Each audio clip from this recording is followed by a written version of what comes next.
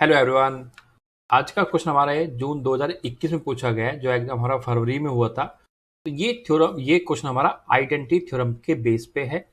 2022 में पूछा गया है। इससे पहले भी सेम टाइप के क्वेश्चन पूछे गए हैं। मींस कंसेप्ट रिपीट होते हैं, क्वेश्चन तो रिपीट नहीं होंगे बट कंसेप्ट रिपीट हो जाते हैं। तो सबसे पहले हम आइडेंटिटी थ्योरम पढ़ लेते हैं। यहाँ पे suppose F is a analytic in A domain D if set of zero of f has a limit point inside d, then f हमारे पास क्या हो जाएगा, आइडेंटिकली जीरो होता है इन d।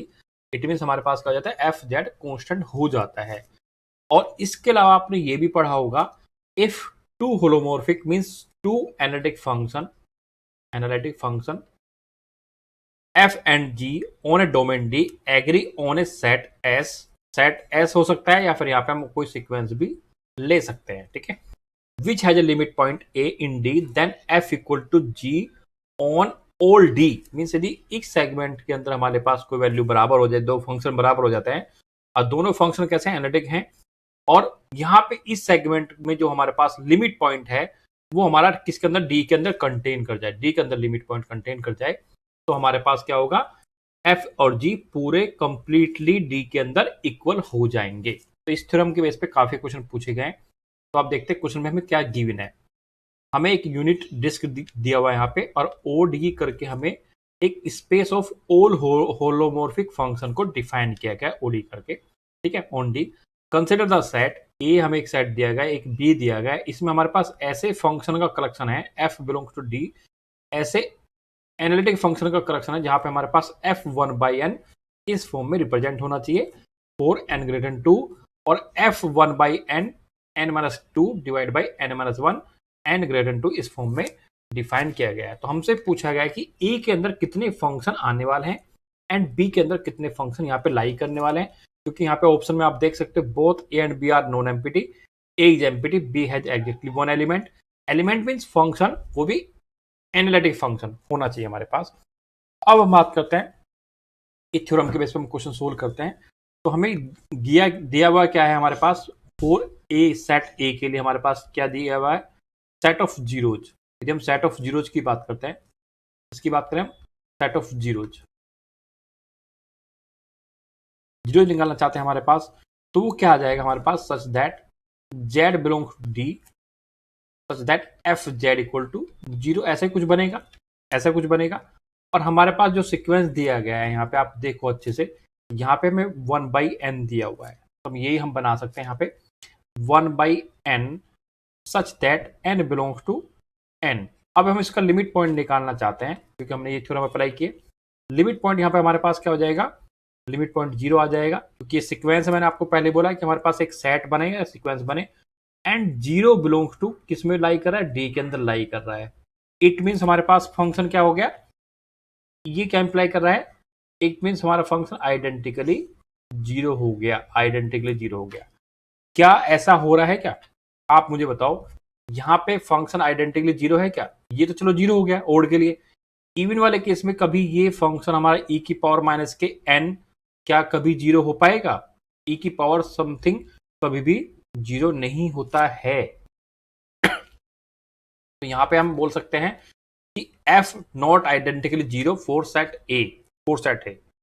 तो सेट ए हमारे पास कैसा हो गया, सेट ए इज एम्प्टी, क्योंकि उसके अंदर कोई भी फंक्शन नहीं जाएगा, क्योंकि उसके अंदर फंक्शन कैसे जाना चाहिए, आइडेंटिकली जीरो होने चाहिए, बट वहां पे आइडेंटिकली जीरो फंक्शन कोई भी एग्जिस्ट नहीं करेगा, क्योंकि ये वैल्यू कभी जीरो नहीं होगी। अब बात करते हैं सेट बी के लिए। सेट बी में हमारे पास एक सीक्वेंस बनेगा, बस सीक्वेंस बनेगा।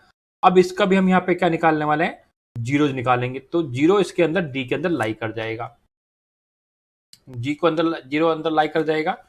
तो यहाँ पे हम लिख सकते हैं for set B set of zeros, set of zeros निकालना चाह रहे हैं हम यहाँ पे। तो ये भी हमारे पास क्या बनेगा, Z belongs to D such that F Z equal to zero.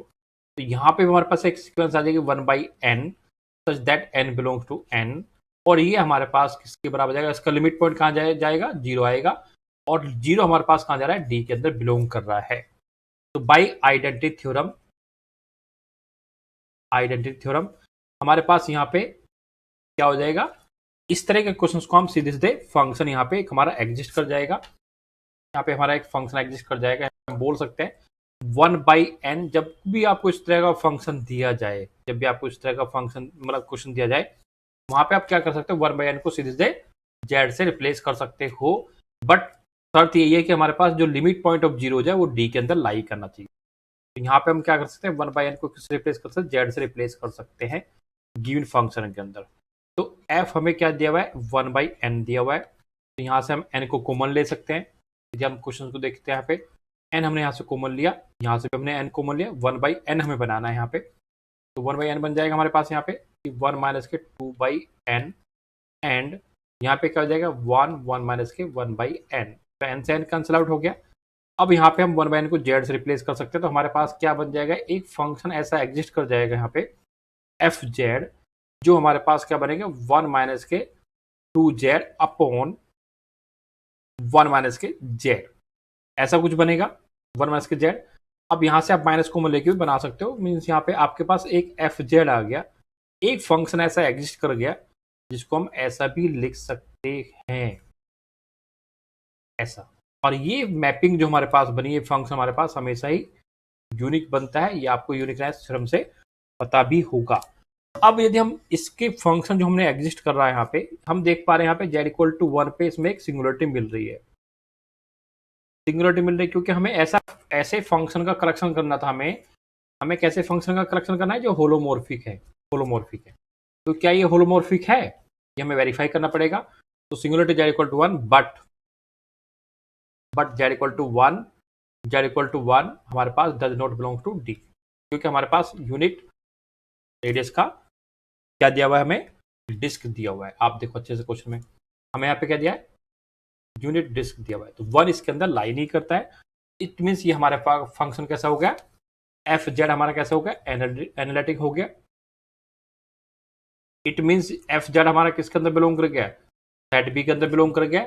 It means B के अंदर हमारे पास क्या होगा, सेट बी में क्या होगा, यूनिक फंक्शन एग्जिस्ट कर गया, यूनिक फंक्शन हमारा वहां पे एग्जिस्ट कर गया। ठीक है। तो यूनिकनेस जब भी आपको आइडेंटिटी थ्योरम अप्लाई करने, तो आपको इस तरह के क्वेश्चंस मिलने वाले हैं 1/n इक्वल टू समथिंग। जब भी आपका लिमिट पॉइंट 0 इनसाइड डोमेन आ जाए, तो आप 1/n को रिप्लेस कर सकते हो जेड से। तो यहाँ पे हमारे पास एक यूनिक फंक्शन एग्जिस्ट कर जाएगा। बस आपको देखना है कि वो यूनिक फंक्शन, आइडेंटिटी थ्योरम नहीं बोलती कि वो फंक्शन एनालिटिक होना चाहिए, बट इस क्वेश्चन के अंदर बोला गया है कि वो फंक्शन कैसा होना चाहिए, एनालिटिक होना चाहिए, एनालिटिक होना चाहिए, यहाँ पे लिखा है। ठीक है। तो आई थिंक आपको यहाँ पे क्वेश्चन समझ में आ गया कि A is empty and B has exactly 1 element. तो एक ही ऑप्शन यहाँ पे इसका ट्रू होगा। आप यहाँ पे देख सकते हो A हैज एग्जैक्टली एलिमेंट, ये तो नहीं होगा, नॉन एम्प्टी नहीं होगा, ये भी नहीं होगा। तो ऑप्शन बी हमारा यहाँ पे ट्रू हो गया। ठीक है। तो समरी इसका यही है कि हमारे पास यहाँ पे आइडेंटिटी थ्योरम अप्लाई करनी है, सेट ऑफ हमें जीरोज निकालना है, उसका एक सीक्वेंस बना लेना है, सीक्वेंस बना के उसका लिमिट पॉइंट निकाल देना है। यदि डी के अंदर लाई करा तो लिमिट पॉइंट हमारे पास का जाएगा, फंक्शन आइडेंटिकली जीरो हो जाएगा। अब फंक्शन ऐसा एग्जिस्ट करता है नहीं करता है, तो वहां पे हमें 1/n को जेड से रिप्लेस करना पड़ेगा। तो यहाँ पे हमारे पास यूनिक फंक्शन नहीं बन रहा है, या फिर यहाँ पे हम देख सकते हैं फंक्शन कभी भी आइडेंटिकली जीरो नहीं हो रहा है। सेम हम सेकंड पार्ट में अप्लाई करने वाले बी के लिए भी। तो बी के लिए हमारे पास एक फंक्शन एग्जिस्ट कर गया जो यूनिक है और होलोमोर्फिक है, क्योंकि हमें होलोमोर्फिक का कलेक्शन बनाना है।